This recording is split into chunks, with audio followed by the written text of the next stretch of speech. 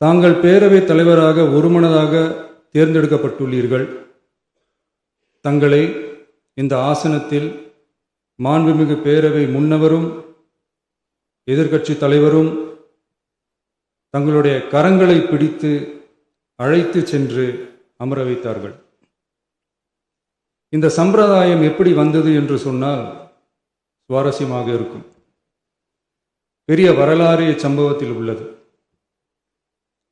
இங்கிலாந்து நாட்டில் உள்ள பாராளுமன்ற நடைமுறைகளை போன்றதே நம்முடைய பாராளுமன்ற நடைமுறைகளும். மன்னராட்சி இருந்த காலத்திலேயே அங்க பாராளுமன்றம் இயங்கியுள்ளது.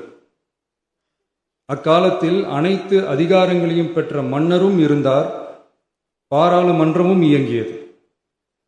அங்கே மன்னர் ஒரு பணியை செய்ய வேண்டும் என்று விரும்புவார். பாராளுமன்றம் அவருடைய விருப்பத்தை பெரும்பாலும் நிராகரிக்கும்.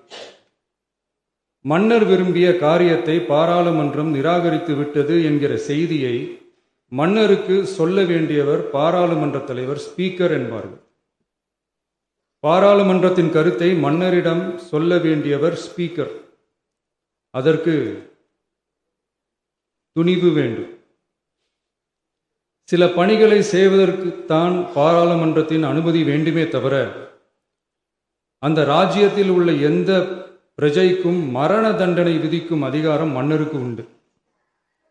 தான் விரும்பியதை பாராளுமன்றம் நிராகரித்து விட்டது என்று சொல்லும் ஸ்பீக்கருக்கு மரண தண்டனை விதிக்கும்படி ஆணையிடுவார்.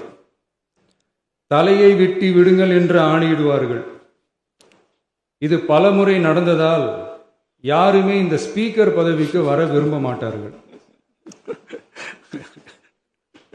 எனவே புதிதாக பாராளுமன்றம் அமையும் போது ஸ்பீக்கர் பதவிக்கு ஒருவர் அறிவிக்கப்பட்டவுடன் அவர் உடனே தலை தப்பித்தால் போதும் என்று ஓட்டம் பிடிப்பார்.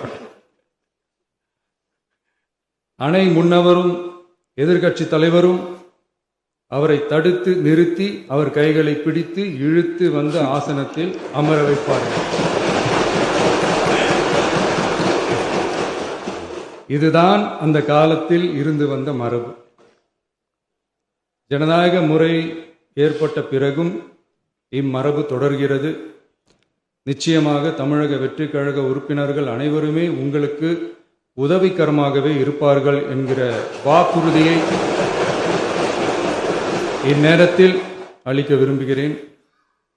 பேரவையின் மாண்பையும் கண்ணியத்தையும் பேரவை உறுப்பினர்களின் கண்ணியத்தையும் காக்க வேண்டிய பொறுப்பை உங்களிடத்தில் ஒப்படைத்திருக்கிறார்கள்.